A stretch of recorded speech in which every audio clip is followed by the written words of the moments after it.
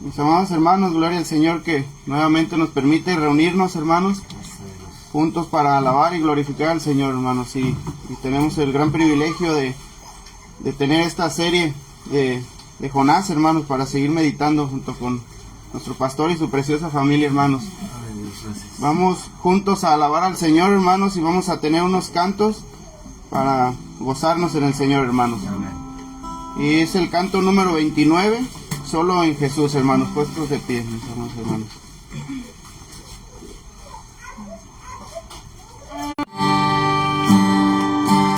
Solo en Jesús está mi fe, mi esperanza y mi canción,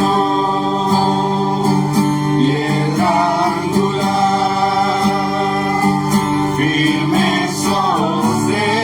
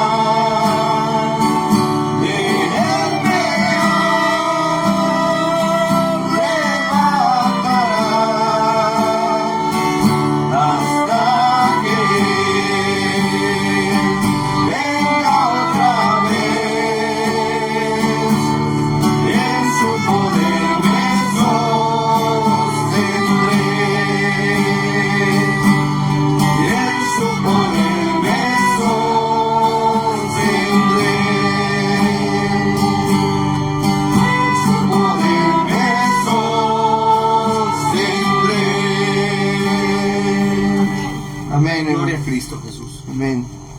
Nuestro siguiente canto, hermanos, es el número 4, Fuente de la Vida Eterna.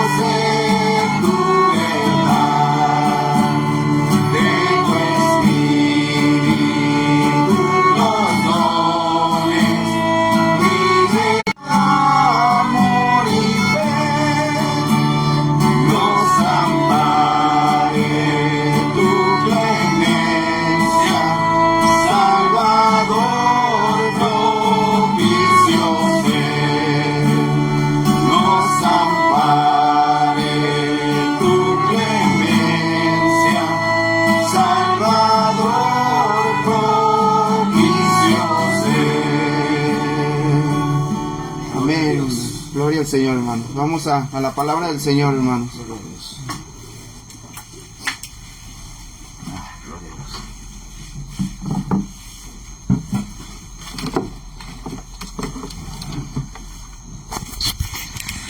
Vamos a orar, mis amados. Padre Santo, Señor, y glorioso, todopoderoso eres tú, Señor. Damos gracias por tu misericordia y tu bondad para con nosotros, Señor. Somos, Señor, grandemente bendecidos, Señor. Hemos tenido un día precioso, Señor, en comunión. Y ahora, Señor, nos disponemos a meditar en tu palabra, dándote gracias por todas las cosas, Señor. Sabes nuestras debilidades en la carne. Te pedimos, Señor, nos ayudes, mi Dios. Danos fuerza, danos ánimo, Señor. Levanta, Señor amado, nuestro cuerpo. Te pedimos, Padre Santo, Señor, que nos ayudes a poder desear tu palabra, así como un pequeño niño, Señor, desea la leche de su madre.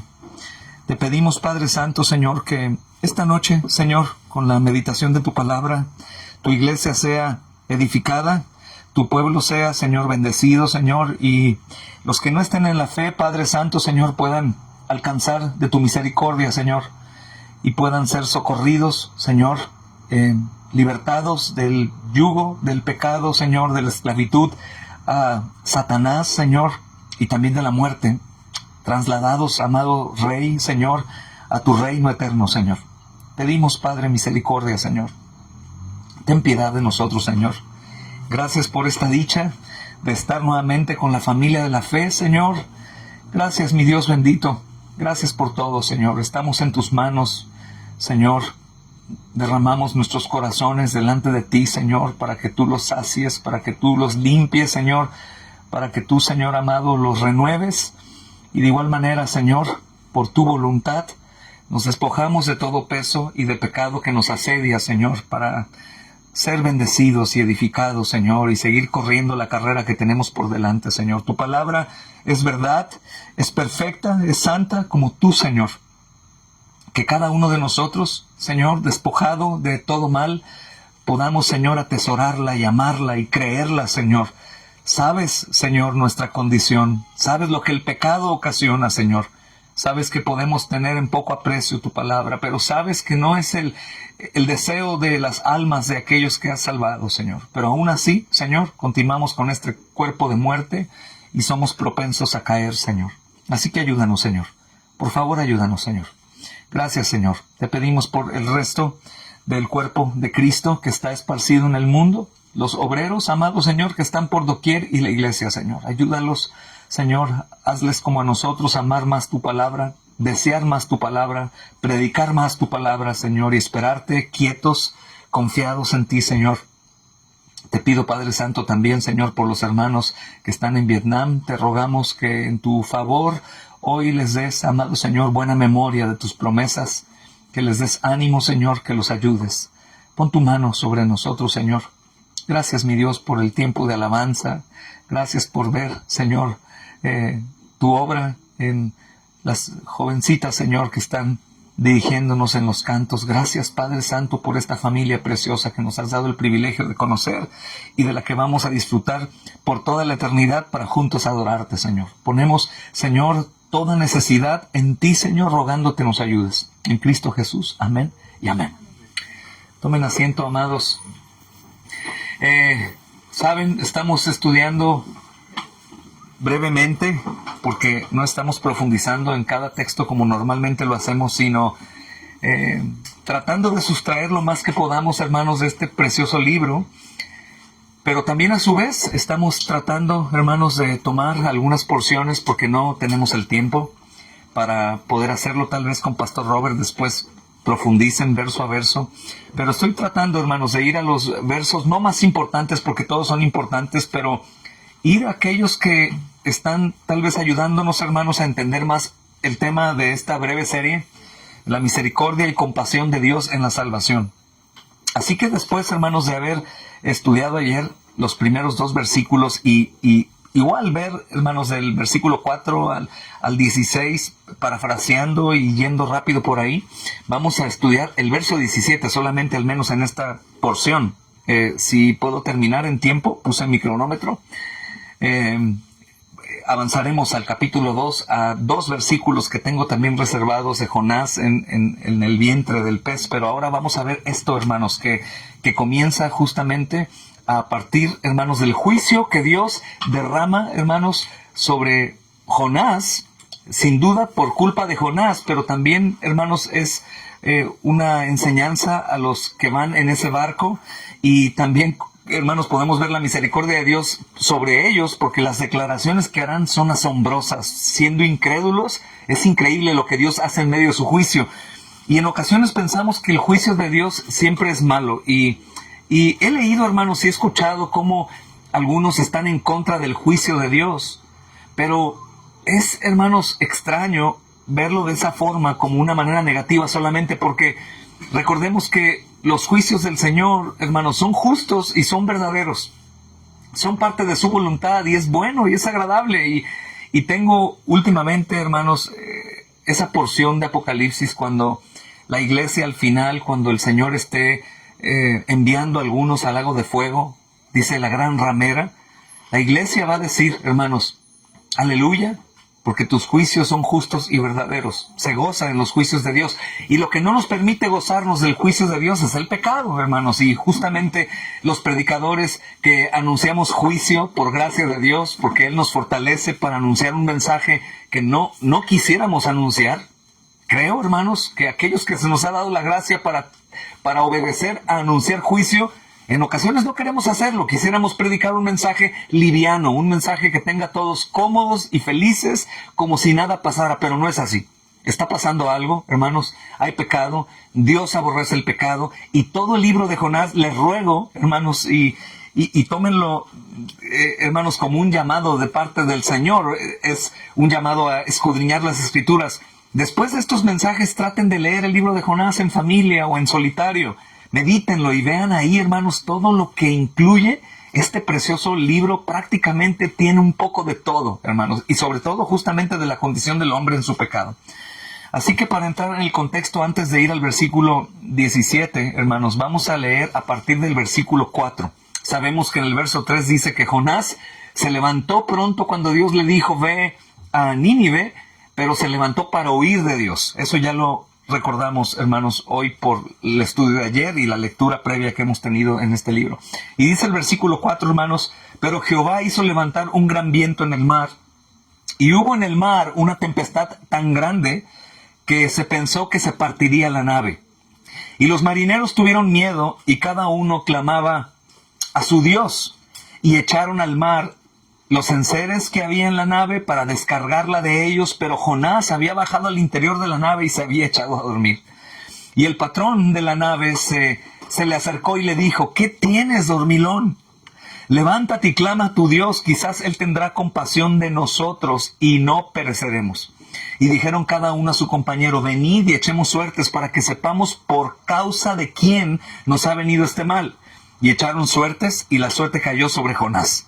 Entonces le dijeron ellos, decláranos ahora por qué nos ha venido este mal. ¿Qué oficio tienes y de dónde vienes? ¿Cuál es tu tierra y de qué pueblo eres?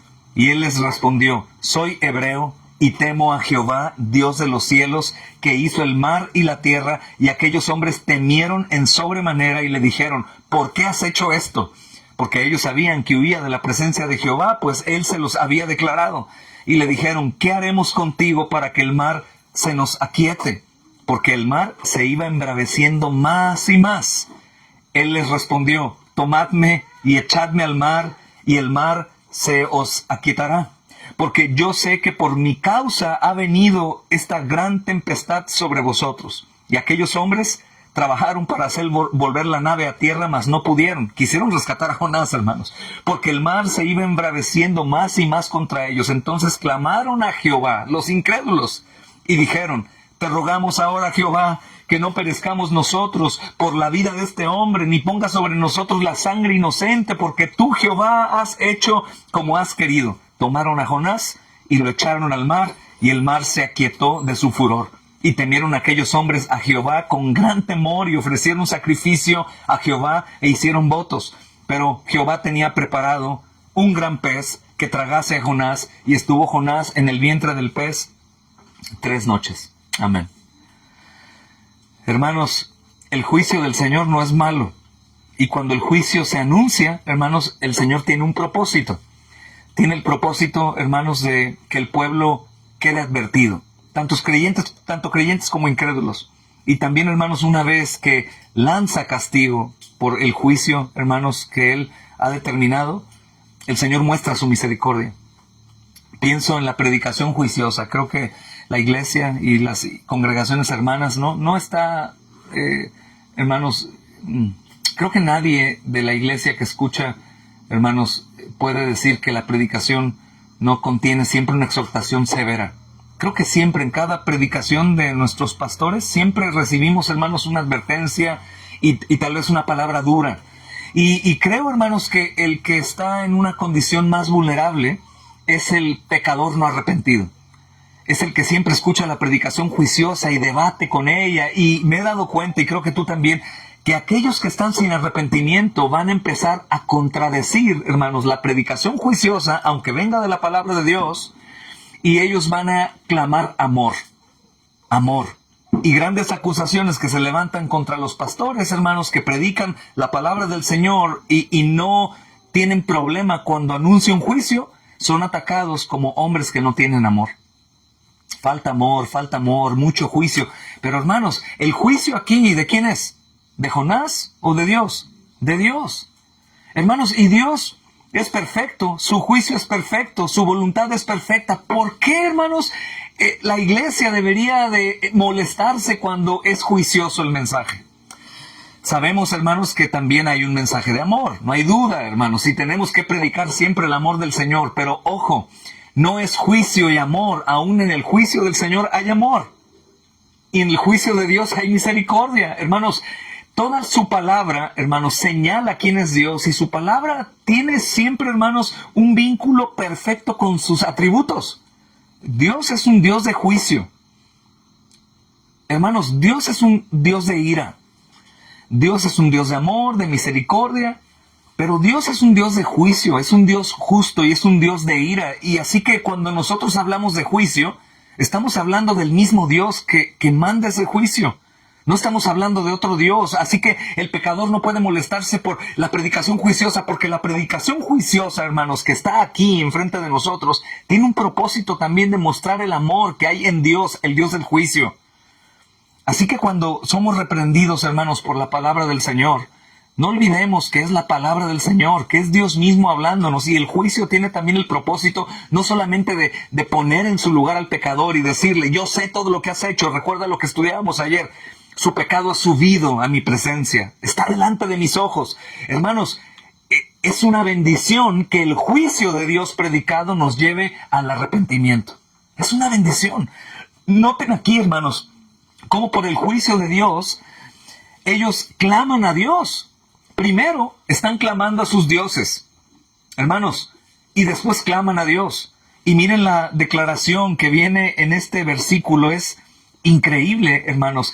Cuando le preguntan a Jonás, recuerdo, hermanos, constantemente una de las porciones de la Biblia que más amo, Jeremías 32, 37 al 41, y una porción justamente, no recuerdo qué versículo es ahí dentro, dice, y pondré mi temor en el corazón de ellos. Es Dios poniendo el temor.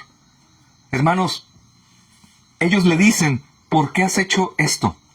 Imaginen incrédulos empezando a recibir fe por los juicios de Dios, hermanos. Están recibiendo fe en Dios. Y ellos le dicen a uno que es el pueblo de Dios, ¿por qué a Jonás? Porque Jonás obviamente les había dicho que había huido de la presencia de Jehová, pues dice el texto 10 que eso pasó. Y el versículo 11, hermanos, dice que ellos le dijeron, ¿qué vamos a hacer contigo para que el mar se nos aquiete? Porque, hermanos, el mar, dice el texto, estaba embraveciéndose cada vez más. Pero ellos ya sabían que el que había embravecido el mar era Dios. Y le dicen al que representa a Dios, hermanos, al pueblo de Dios, ¿qué hacemos contigo? Fíjense cómo, hermanos, el juicio del Señor también mueve a esos hombres a misericordia. Aunque Jonás les dijo, tómenme y échenme al mar, versículo 12, y el mar va a aquietarse, porque Jonás ya sabía que él era el problema. Es interesante, hermanos, porque esta escritura nos sigue indicando lo que el Nuevo Testamento nos vuelve a decir. Lo que se siembra se cosecha. La ley de la siembra y la cosecha no está exenta, hermanos. Nosotros somos el único creyente en una comunidad o en un hogar, y por nosotros puede venir, hermanos, también calamidad, o puede venir bendición, sin duda. Sin duda. Y sabemos, hermanos, que nosotros, como el pueblo de Dios, somos usados para bien o para mal. Si nosotros, como pueblo de Dios, actuamos negligentemente, hermanos, hay calamidad en nuestro alrededor. Si nosotros actuamos diligentemente, hay bendición a nuestro alrededor. Así que, hermanos, este hombre sabe que él es el problema y él dice, láncenme al mar. Él en este momento quiere que esos hombres sean salvos. Son inocentes. ¿Por qué van a sufrir por mi culpa? Pero estos hombres también, recibiendo fe, hermanos, son movidos a misericordia y no quieren que el culpable de la calamidad perezca. Y dice el versículo 13, y aquellos hombres trabajaron para hacer volver la nave a tierra. No lo lanzaron de inmediato, hermanos. No lo lanzaron de inmediato, sino por el contrario, quieren rescatarlo.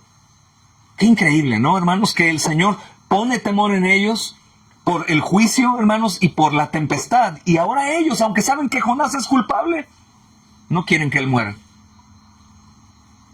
Puedo, hermanos, recordar el sinnúmero de veces que tal vez tú y yo fuimos rescatados de algo o de alguien por gente incrédula. cómo el Señor ha usado gente incrédula para bendecirnos, para dar provisión, para ayudarnos. Algunos de nosotros, por ejemplo, hermanos, predicando en la calle, hemos recibido ofrendas de gente incrédula.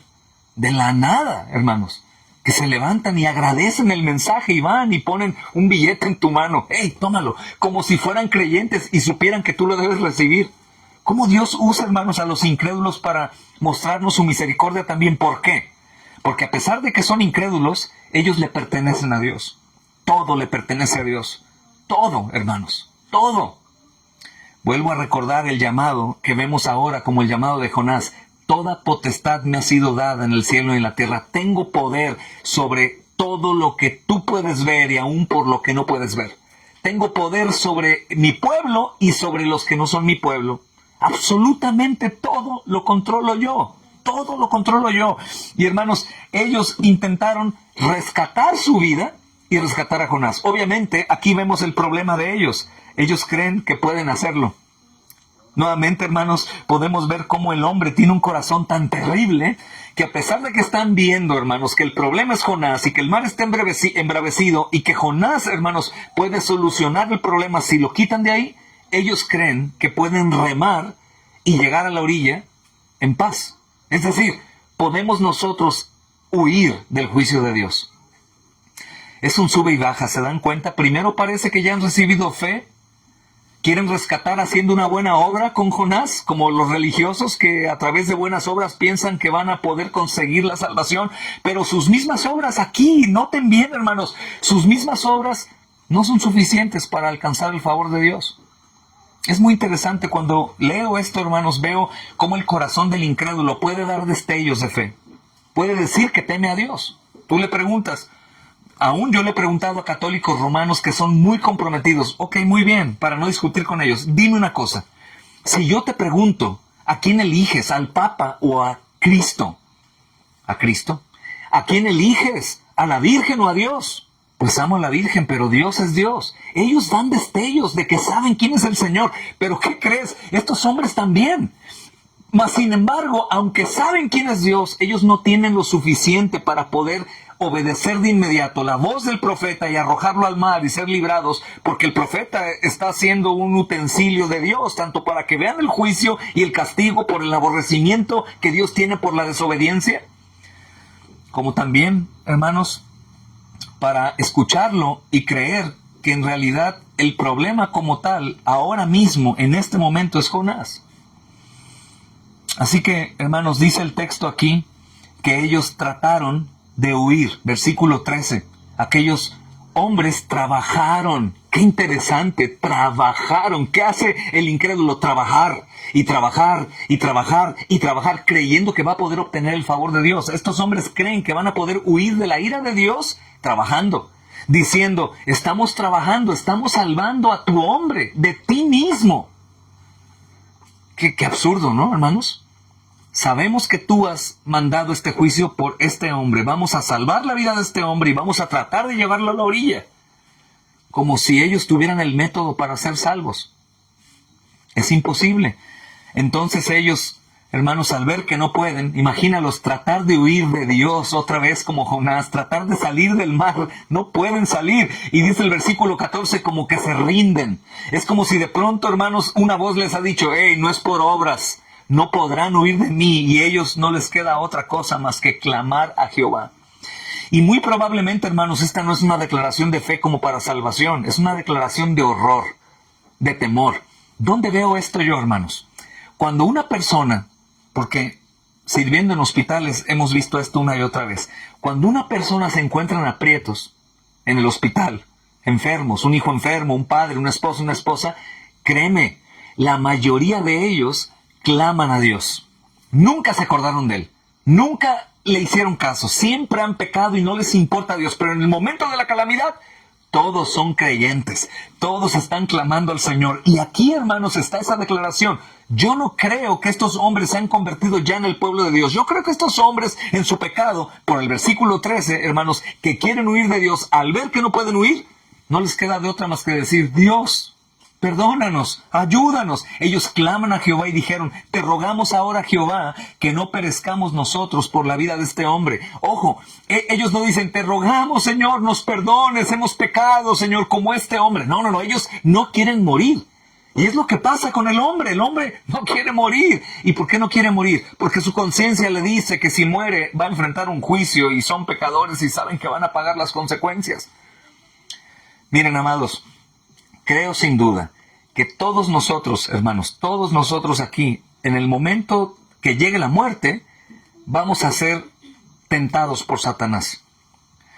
Cuando estemos ya en ese momento, como dice Salomón, en donde el hilo de plata esté a punto de reventarse y el cántaro va a estrellarse, vamos a tener una lucha grande, sin duda. ¿Cuál crees que sea la lucha? Pienso que siendo, hermanos, la obra más gloriosa, el creer en la salvación por gracia, por medio de la fe, va a ser la doctrina más atacada.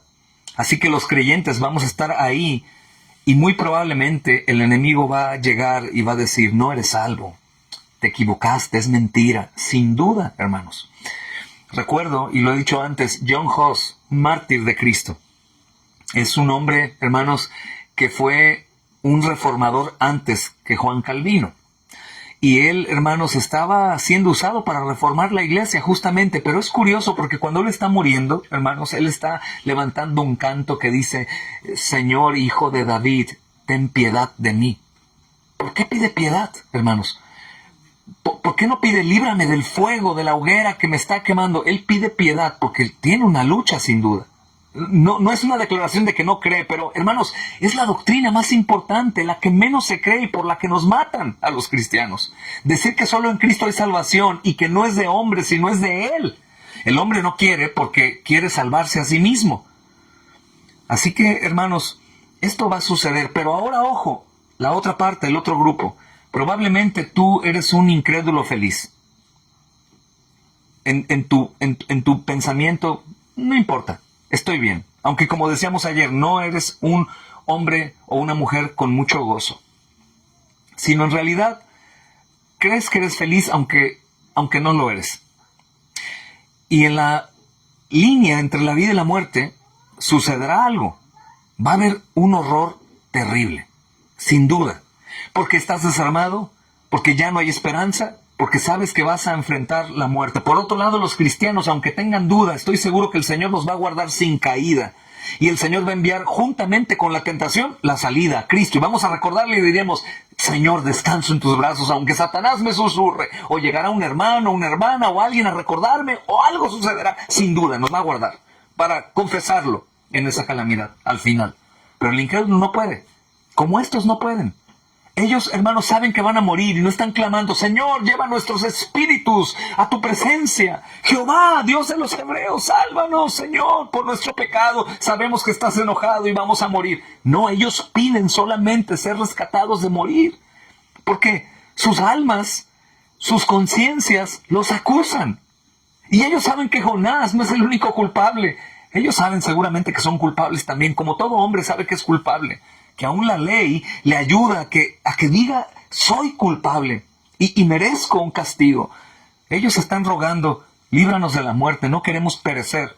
¿Y qué hacen? Nota bien, tal vez no lo habías notado. Justifican su pecado con el pecado de otro. Es lo que hacen. Un pecador sin arrepentimiento, incrédulo o creyente, tiene una peculiaridad. Siempre va a acusar a otros por su mal. Por ejemplo, hermanos, supongamos que nosotros somos ofendidos por alguien en casa. Alguien nos ofende, nos hace un daño. Llegamos ahí como con los niños que se pelean. ¿Y qué pasó? Es que él me hizo esto. Pero el Señor nos manda a que amemos al enemigo, que perdonemos, que no guardemos rencor, que amemos. ¿Y qué hacemos? Él me hizo enojar.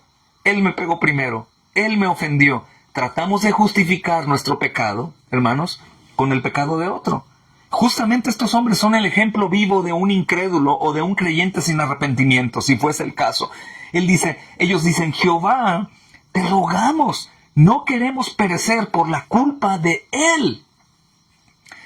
No pongas sobre nosotros la sangre inocente, porque tú, Jehová, has hecho como has querido. Hermanos, ahora sí, por el temor, ya no quieren salvar a Jonás, y ahora para salvar su vida, toman a Jonás y lo echan al mar, y el mar se calma. Creo que ellos tratan de salvarlo. ¿Y qué es lo que un pecador debe hacer? Pedir perdón, arrepentido. Hermanos, mi esposa me platicaba ayer acerca del comentario del pastor Joel Vicky con respecto al dormilón, y me hacía una mención que me edificó bastante. ¿Y cómo es el pecador sin arrepentimiento? Está dormido. En lugar de pedir perdón y decir, Señor, me arrepiento, perdóname, sigue su vida como si nada pasara. A pesar de que hay una tempestad, él está dormido. Aún, hermanos, es asombroso que los hombres tienen miedo y él no está descansando en el regazo del Señor, simplemente no le importa. Platicaba con mi hermano Frank y pastor Robert ayer, es como cuando los hijos tienen algo, supongamos su teléfono, y se portan mal, dame tu teléfono, y te lo dan. Sí, está bien. ¿Cuánto tiempo me lo vas a castigar? 1 mes. Ay, ¿por qué 1 mes? En lugar de decir, perdóname, quítamelo, pero perdóname, por favor. Pequé, perdóname. El pecador todos los días. Dormimos como si no fuera a pasar nada. Como si fuéramos eternos. Como si no fuéramos un día a estar cara a cara con Dios, hermanos. Es terrible. Hermanos, dice el texto entonces que toman a Jonás y lo echan al mar y el mar se aquieta. Y el versículo 16 dice, y temieron aquellos hombres a Jehová con gran temor y ofrecieron sacrificio a Jehová e hicieron votos. Qué interesante, hermanos, cuando el Señor dice, sacrificio no quiero. Sacrificio no quiero. Probablemente Jehová se volvió para ellos un Dios más.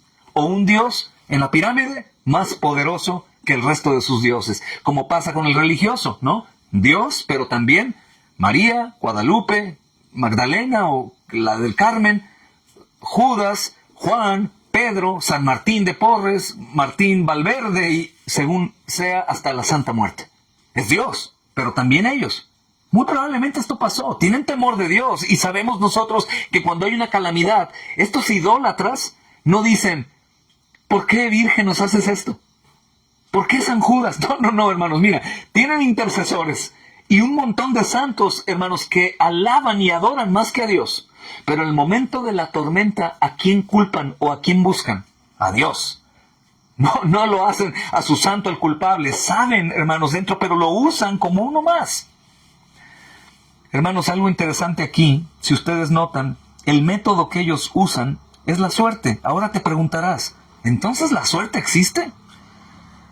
¿La suerte realmente puede ser algo en lo que debemos de confiar? Bueno, vemos, hermanos, que los apóstoles de pronto echaron suertes para elegir al sucesor de Judas, ¿no?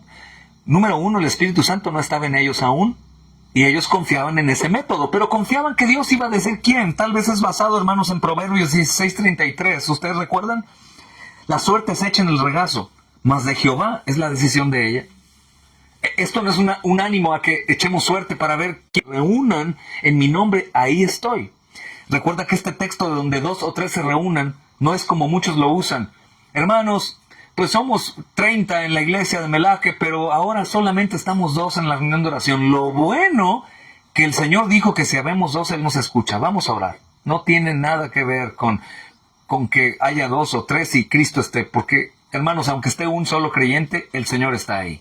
El asunto es disciplina, decisión. En lugar de echar suertes para ver qué hacemos con un pecador sin arrepentimiento, nos ponemos de acuerdo los pastores y hablamos. Hermano, este hermano está sin arrepentimiento. 1, 2, 3 veces. No entiende, hermano. ¿Qué hacemos? Hay que excomulgarlo. Hay que sacarlo de la comunión. A ver si así entiende y vuelve arrepentido. Porque no se arrepiente. Esa decisión que tomamos juntos es también dada por el Señor. Él dice, yo estoy con ustedes, parafraseando esto. Yo, por Dios, aprovecho. Si el caso te sucede a ti, que de pronto estás en pecado y los pastores deciden, o hombres maduros en la iglesia, deciden hablar contigo y decirte, ¿sabes qué? Tienes que ausentarte de la comunión con la iglesia y nos vamos a ausentar de ti. Esa es una medida muy drástica para muchos. Dicen, ¡qué odiosos! El Señor me llama y ustedes me reprenden. Es el Señor el que dice esto. Después de 1, 2, 3 amonestaciones, ¡fuera! Es el Señor el que dice, expónganlo frente a la congregación. Es el Señor, no son los hombres. Pero la decisión la toman los hombres que sirven al Señor. que cuidan el rebaño del Señor, porque no son nuestras ovejas, son ovejas del Señor. Y los pastores vamos a dar cuentas por cada oveja. ¡Qué horror, hermanos! ¡Qué horror! Sus ovejas. Así que, hermanos, estos hombres no conocen. El único método que conocen es la suerte. Así que dicen, algo pasa, hay un culpable, vamos a echar suertes. ¿Y por qué le tocó a Jonás? ¿Por qué? Estos hombres son paganos y echan suerte y toca a Jonás. Bueno, porque el proverbio dice, la suerte se echa en el regazo, mas de Jehová es la decisión de ella. Insisto, no vamos a echar suertes, vamos a consultar a los hermanos. En la pluralidad de consejeros está la sabiduría y el Señor obra a través nuestro. Hermanos, cuando van a pedir un favor o reciben un favor de algún Dios, según su entendimiento, ofrecen sacrificio. Y es lo que hicieron. El mar se calmó y lo que hacen ellos es ofrecer sacrificio. Y el Señor no quiere sacrificio de los sacrificio que el Señor acepta, sabemos cuál es el de Cristo. Es el de Cristo, el sacrificio de Cristo. Así que, hermanos, pues está Jonás ahí ya. Jonás, hermanos, recibe lo que es justo, el castigo del Señor. Usó a los incrédulos de una u otra vez para predicarle a Jonás. Y en lugar de que Jonás se arrepintiera, si sabe que, hermanos, el que está arrepentido alcanza misericordia. Jonás lo sabe, es un profeta, habla de parte de Dios. En lugar de pedir perdón y arrepentirse, y que la tempestad se calmara, hermanos, él solo se pone la soga al cuello y cae al juicio. Jonás sabe que el juicio, hermanos, va a parar. ¿Por qué? Porque sabe que si es lanzado siendo el culpable, se va a quietar el mar. Ahora, ojo, hermanos, ¿por qué Jonás sabe esto? Porque el Espíritu del Señor se lo ha revelado. Porque piensen esto, ¿por qué Jonás sabe que si lo avientan de la embarcación, el mar se calma? ¿Quién es Jonás? Es un profeta. Y sabe, hermanos, que si él es lanzado, todo se calma. Pero ni aún así, él sabiendo que Dios es un Dios compasivo y lleno de misericordia, pide perdón. Hermanos, antes de avanzar a esto, me gustaría decirte, ¿por qué no pides perdón a Dios? Si sabes que el perdón, hermano, cuando estás arrepentido, es un medio para restauración. Porque la palabra dice que cuando nosotros confesamos nuestros pecados, arrepentidos y nos apartamos de ellos, alcanzamos misericordia. ¿Por qué esperar el castigo? ¿Por qué esperar la disciplina del Señor? ¿Por qué no confiar en la palabra que dice, arrepiéntense y vivirán? No sé si tú albergas algún pecado o algo que constantemente te sigue, hermano, no es normal, porque deberíamos no pecar, pero tenemos un cuerpo corrupto y continuamente podemos cometer un pecado de pensamiento, de palabra, de omisión de algún mandamiento y pecar. La puerta. Tal vez no es una práctica diaria, pero sí es algo que sucede una y otra vez. Hay aquí algo importante, hermanos, porque hay quienes dicen, si tú practicas el pecado, tú eres del diablo. Ojo, hermanos, aprovecho para decir esto, porque hay quien ha enseñado así. Si tú practicas el pecado, eres del diablo. ¿Y qué es lo que pasa contigo y conmigo? Ups, pues soy del diablo. Porque para mí, práctica justamente lo es hacer algo constante. Ok. La gran diferencia de esto, hermanos, es cómo lo haces. El que practica el pecado la palabra, hermanos, habla más de alguien que está habituado. Y esa palabra habituado tiene que ver con habitar. Entonces, cuando uno de nosotros o un hombre está cómodo, habitando con un pecado, practicándolo siempre y no tiene dolor, es el diablo ciertamente. Pero si un creyente, hermanos, que sabemos que tú pecas de una forma y yo peco de otra forma, y tu pecado no es el mío y mi pecado no es el tuyo. Es decir, cada uno tiene su almacena con sus propios pecados, con los que batalla día con día, pero obviamente la lucha contra el pecado, hermanos, no nos libra siempre de la tentación y de caer en el pecado. No debemos de caer, debemos librar la tentación, pero casualmente el que peca de mentira constantemente va a caer en eso. ¿Hasta cuándo? Hasta que se arrepienta con todo su corazón y le pida ayuda a Dios y perdón y sea librado para ahora tratar otro pecado. Pero, hermanos, no escuchen el mensaje legalista que dice, si tú estás cometiendo el mismo pecado una y otra vez, eres del diablo. No, se les olvidó algo. Si tú cometes el mismo pecado una y otra vez sin nada de dolor, ciertamente eres del diablo. Y no es porque cometes el pecado como tal, porque todos son pecadores, sino porque no hay dolor. ¿Y qué quiere decir esto? El Espíritu Santo no mora en ti, porque Juan ahí mismo en su epístola dice, el que es de Dios no practica el pecado. ¿Por qué? Porque la simiente de Dios habita en él. Hermanos, el Espíritu Santo está con nosotros y no podemos pecar una y otra vez cómodamente porque no podemos. Pero ojo, ¿por qué no podemos? Porque el Espíritu Santo habita en nosotros y no nos permite estar cómodos, nos golpea y nos lleva al arrepentimiento. ¿Me doy a entender? No es porque yo soy tan sabio y tan fuerte que no puedo pecar. No, hermanos, es porque el Señor es sabio y fuerte y habita en nosotros y nos dice qué es lo que hago, qué es lo que no hago. Me reprende en mi pecado. Por eso Juan es contundente. Juan no está acusando a la iglesia y le dice, tú pecaste la semana pasada con ira. Y después pecaste esta semana con ira otra vez. Y después pecaste la otra semana con ira. Eres del diablo. Sería absurdo porque prácticamente la salvación sería por obras. Ojo, porque sé que podemos confundirnos. Yo como un pecador acusado de practicar pecado, pero que soy de Cristo, yo puedo decir, me duele como no tienes idea pecar. Apenas peco, hermano, y tengo un dolor tan profundo en mi corazón. Eso no es algo mío, hermanos. Eso es algo que el Espíritu Santo obra en mí. Él me guía al arrepentimiento. Así que si tú eres un pecador que está constantemente cayendo en un pecado que te visita continuamente, pide perdón arrepentido, porque pecas contra Dios. Pero, ojo, no permitas que el diablo se ensañe y te diga no eres creyente, porque ¿sabes lo que va a suceder? Lo contrario a Jonás. Jonás reconoció que era el problema, no pidió perdón, pero él obviamente está declarando que es un hombre de Dios. El problema, hermanos, cuando no reconocemos que somos de Dios a causa de que ha venido condenación a mí, yo voy a decir, no soy de Dios, por lo tanto voy a continuar pecando. Hermanos, el llamado es justamente al arrepentimiento, pero también a creer. Creer que el Señor me ha salvado. Si tú estás en pecado, continuamente pecando, y te duele tu pecado, hay una solución. La solución, hermanos, es la gracia del Señor. Señor, perdón, he pecado contra ti, estoy arrepentido, me duele mucho, no puedo dejar este pecado, ayúdame, te lo entrego, Señor. Y el Señor obra. No permitas caer en el engaño. Pablo dice, no hay condenación para los que están en Cristo Jesús. ¿Qué es lo que falta? Anímate, pide perdón, haz lo que Jonás no hizo, no duermas, pide perdón y arrepiéntete. Y amado, si vuelves a caer nuevamente en ese pecado, vuelve a pedir perdón y arrepentimiento, no para ser otra vez perdonado como un juego de que toda mi vida voy a estar practicando el mismo pecado. No es así. Cuando tú te arrepientes de corazón con todas tus fuerzas confiando en el Señor te quitará ese pecado, te lo aseguro, y ahora trabajarás en otro pecado.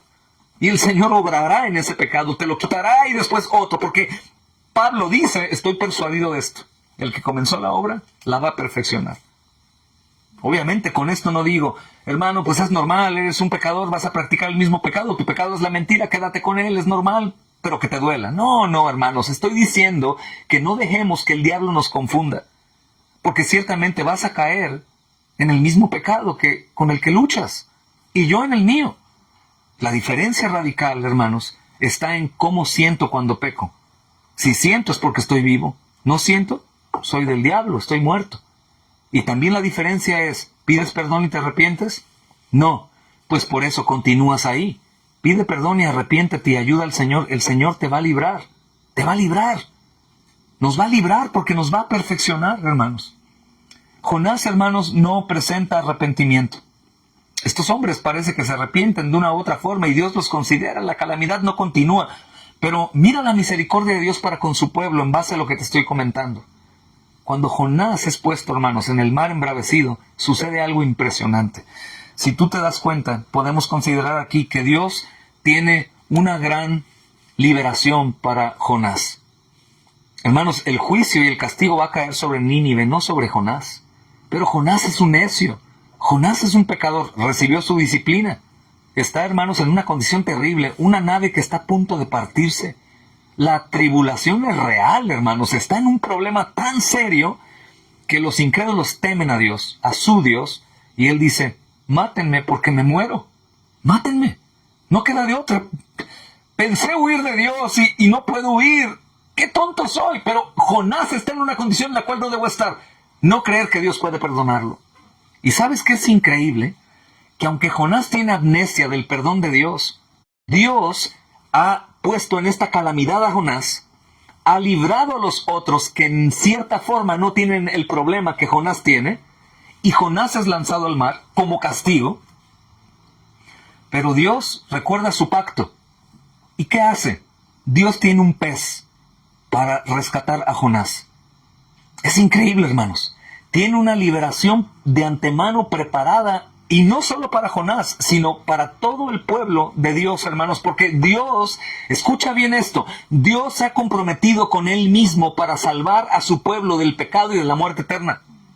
Aunque tú no te acuerdes, a causa del pecado y la incredulidad que nos va a estar atormentando de amnesia, Dios no se olvida de su promesa. Este es un pacto nuevo y eterno.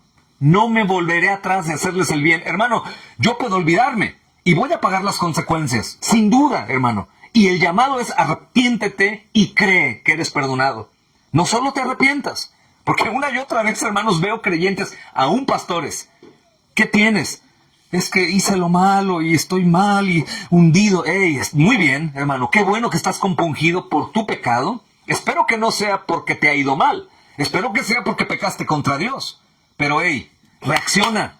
Cristo ya murió en la cruz. Tu arrepentimiento no va a lavarte de tus pecados. La sangre de Cristo es la que te lava de tus pecados. Tu arrepentimiento debe llevarte a un lugar, al perdón.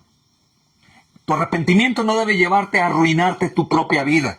Agacharte y volver a las obras, diría Pablo, Gálatas insensatos. ¿Por qué? Porque mi arrepentimiento se vuelve mi rescatador.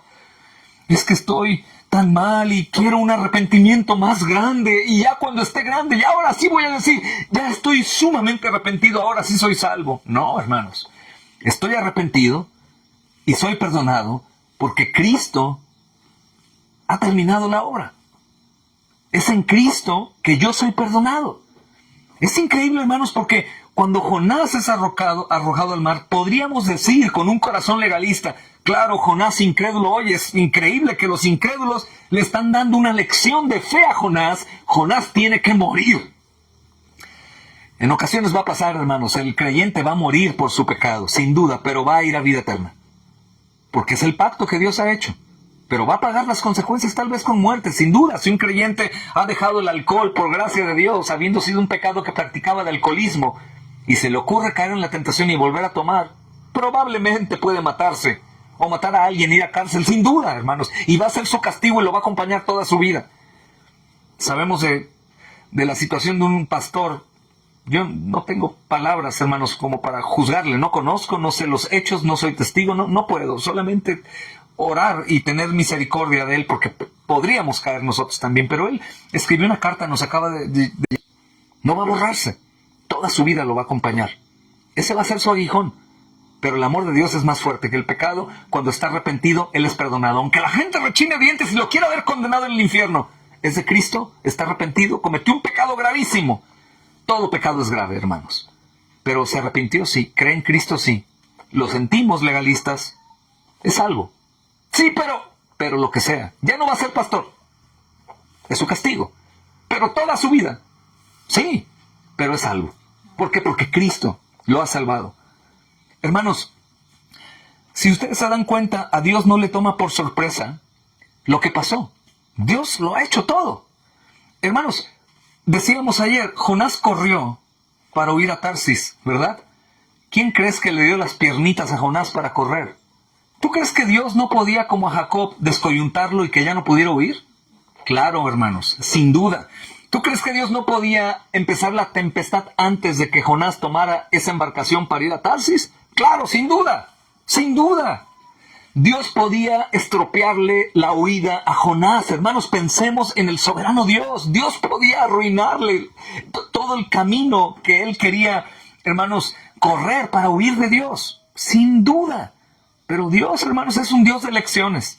Es un Dios que a través de nuestra vida pérdidas y ganancias, nos está haciendo conforme a Cristo. Tanto tú como yo podemos recordar errores que hemos cometido en nuestra vida. Pero ¿qué crees? Si estamos en Cristo, esos errores los usa para forjarnos a la imagen de Cristo, para hacernos más fuertes. Hermano, si tú estuviste en un problema serio y el Señor te rescató de ahí, en su infinita misericordia, Dios te va a usar para que puedas servir a su reino, proclamar el Evangelio y también poder aconsejar a otros hermanos que no han pasado por lo que tú ya pasaste. Hermanos, Jonás es un maestro para nosotros de negligencia, de incredulidad, de necedad. Es un mal maestro. Yo no debo aprender de los errores de Jonás para cometerlos. Yo debo aprender de los errores de Jonás para no cometerlos. Es un maestro. Hermanos, su vida voluntariamente lo llevó a rebelarse contra Dios. Pero hermanos, como dice el apóstol Pablo, ni la muerte ni la vida lo pueden separar del amor de Dios que es en Cristo Jesús. Esa es la realidad del glorioso evangelio. Podrás intentar huir.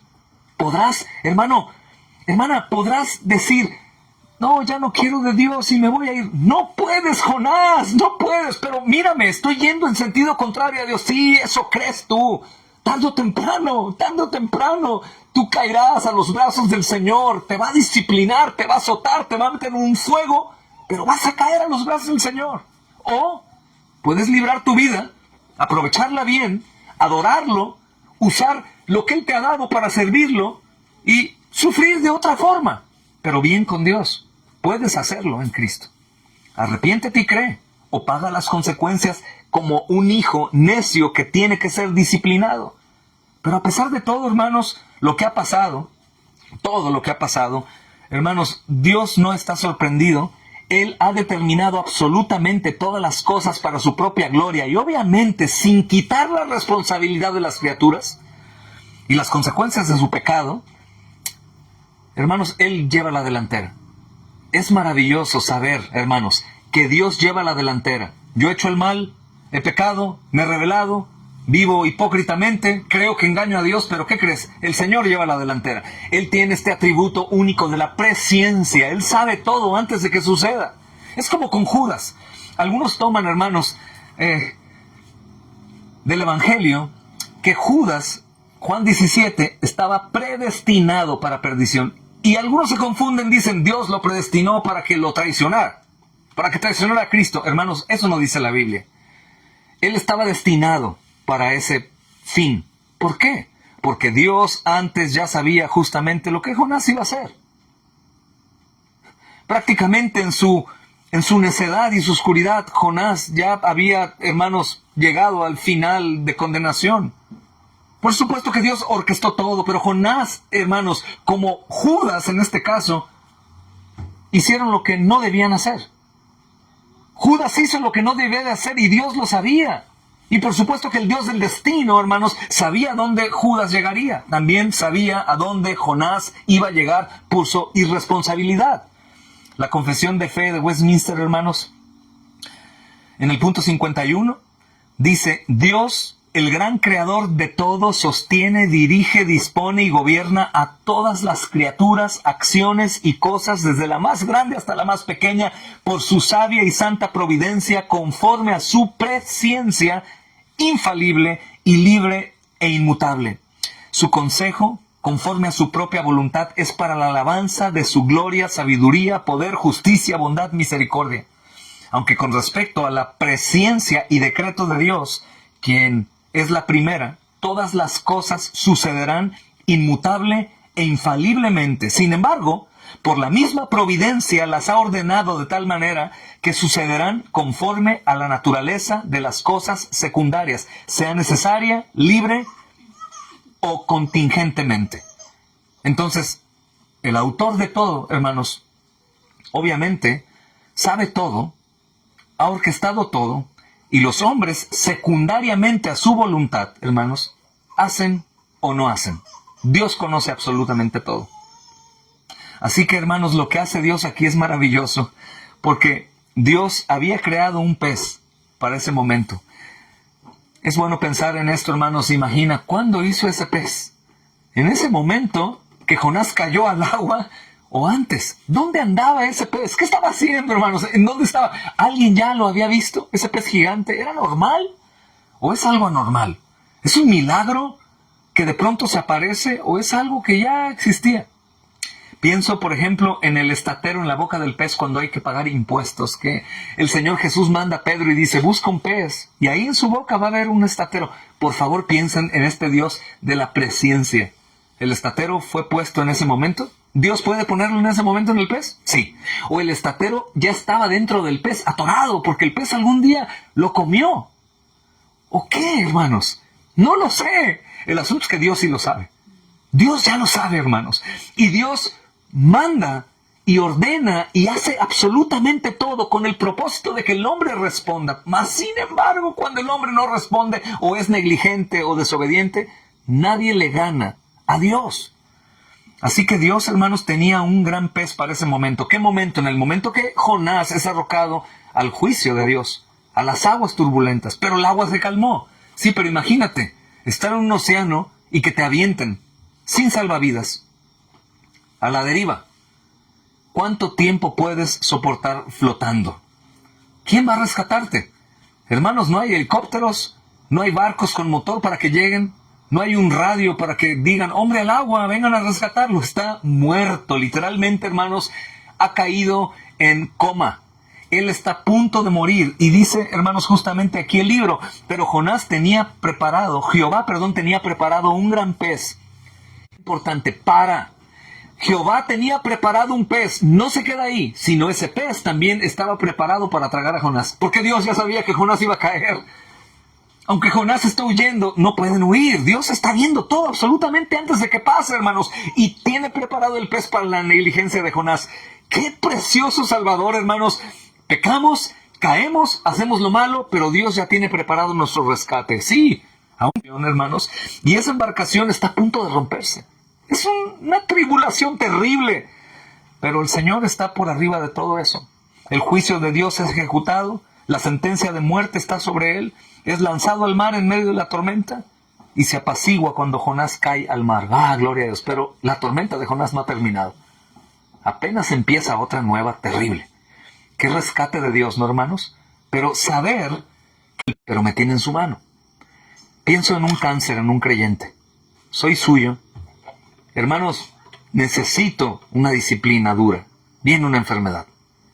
Aún ahí en el cáncer, en ese océano terrible, a punto de morir, el Señor me tiene en su mano, guardándome, cuidándome, forjándome, corrigiéndome, santificándome, haciéndome más como Cristo.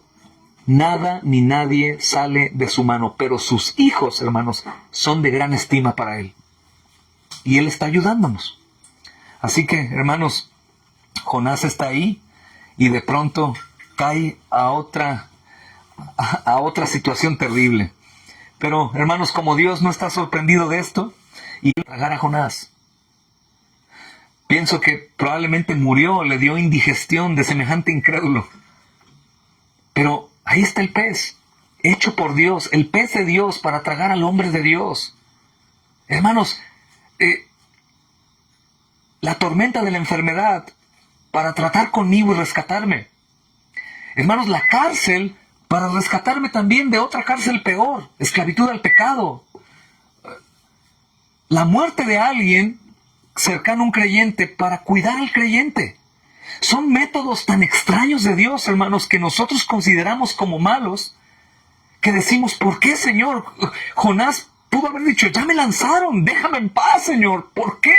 Porque creemos nosotros una y otra vez, hermanos, o siendo obedientes, tengo que confiar, Dios está al control y ha enviado esto para mi propio bien todo el tiempo.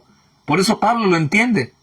Para los que aman a Dios, todas las cosas nos ayudan a bien. Todo, hermanos, cuando la calamidad llegue a nuestra puerta, como decía un hermano, que todo lo que Dios nos envíe, por muy amargo que sea, tormenta sobre tormenta, sobre tormenta, sobre tormenta. Claro que vamos a decir, Señor, ¿hasta cuándo está tan pesada esta prueba? Hasta que entiendas qué tan terrible es tu pecado. El pecado es tan terrible, peor que cualquier tribulación, hermanos. El pecado es peor que un cáncer, el pecado es peor que la muerte de un hijo. El pecado es peor que cualquier guerra, cualquier hambruna, cualquier cosa. Hasta que entendamos lo que es el pecado, vamos a huir del pecado como huimos de la prueba que Dios nos envía. Si no entiendo lo que es el pecado, va a ser como les decía antes en el Padre Nuestro, ¿no? Líbranos de la tentación y del mal. Ok, ¿del mal de qué? Del mal de pecar. ¿Qué prefieres, cáncer o pecar? Si somos bien honestos decimos, pues pecar porque peco y me arrepiento y pido perdón. Pero el cáncer, ¿quién quite y no se me quite? Nada más piensa en la declaración. Sí creo que Él me perdona, pero no creo que Él me pueda sanar, por ejemplo, ¿no? El cáncer es definitivo a muerte y el pecado no. Aunque la Biblia no dice cáncer es muerte, dice la paga del pecado es... pero yo, hermano, de inmediato cambio, porque en base a lo que yo creo es peor el cáncer que pecar. Pero Dios no. Dios envía calamidades terribles a causa del pecado de Jonás. Y sin duda Jonás, hermanos, está, pues, compungido. Empieza su arrepentimiento por una disciplina increíble. No sé si Jonás está recordando en este momento que Dios lo ama y está al control. Es su profeta, hermanos. Él no va a ser su profeta, es su profeta. Hermanos, nosotros no vamos a ser sus hijos si somos creyentes, somos sus hijos. A pesar de nosotros, a pesar de nuestra rebelión y nuestro pecado. Y tal vez a algunos no les pueda gustar mucho. Hermano, estás exhortando al pecador que sigue igual. No, de ninguna manera, porque el pecador como Jonás va a pagar las consecuencias. Pero quiero decirle al pecador, y me lo digo a mí también, no olvidemos que el Señor nos ama, hermanos, porque Cristo ya ha hecho su obra. Que el llamado es al arrepentimiento y obedecer. Jonás, por favor, obedece. Pero aun cuando caigamos en el mar de la aflicción a causa de una disciplina, el Señor sigue inamovible y nos sigue amando.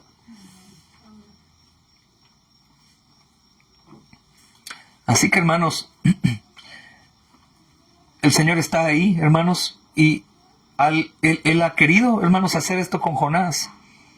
Y este Dios que hizo absolutamente todo, hermanos, para su propia gloria y para cumplir su consejo, pues está obrando. Jonás no está haciendo esto, mi propósito debe cumplirse, voy a hacer esto. Y creo que algunos consideran que esto, hermanos, no pudo ocurrir, como te decía ayer, ¿no? Que el pez, no puede ser posible un pez. Pero nosotros leemos en las Escrituras que Dios hizo todos los seres vivientes del mar con la palabra de su poder. Todo, hermanos.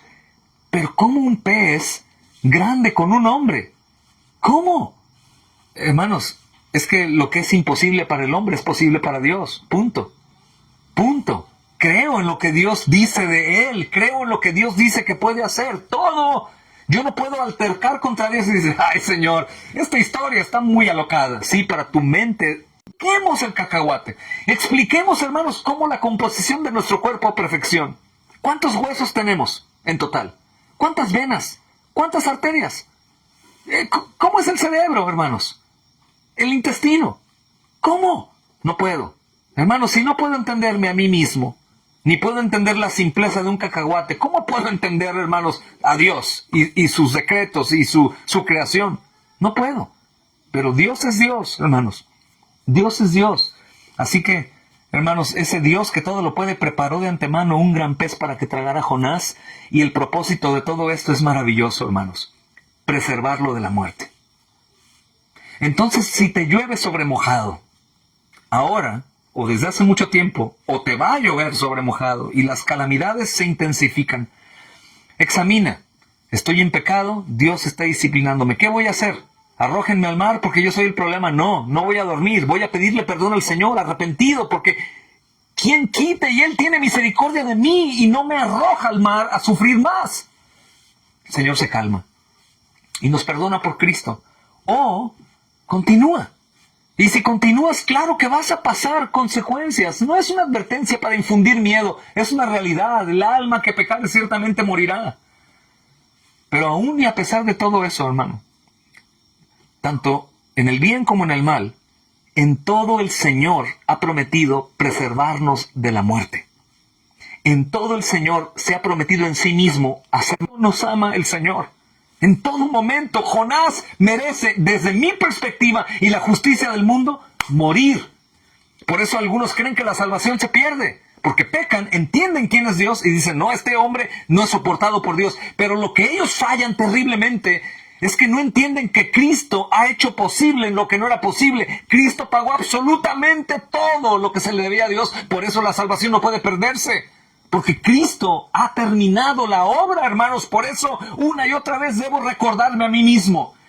Todo me ayuda bien, Dios está tratando conmigo y Él va a cuidarme. Y cuando peco, debo arrepentirme porque he pecado contra Dios. Pero en medio de la disciplina, en medio del tiempo duro, debo predicarme y decir, el Señor me ama. No me ha consumido. No me ha consumido. Si bien me aflige, se compadece conforme a la multitud de sus misericordias en Cristo Jesús. Es bueno nuestro Dios, hermanos. Vamos a orar. Padre, gracias, Señor. Gracias, mi Dios, por tu palabra preciosa. Gracias por mostrarte a nosotros, Señor, como tú eres. Un Dios justo, un Dios que castiga, pero también un Dios que se apiada, que tiene misericordia y compasión y mucho amor.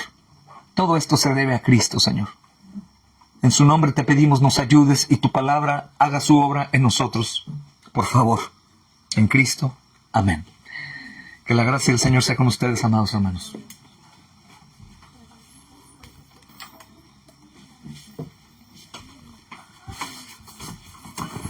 Puse mi cronómetro.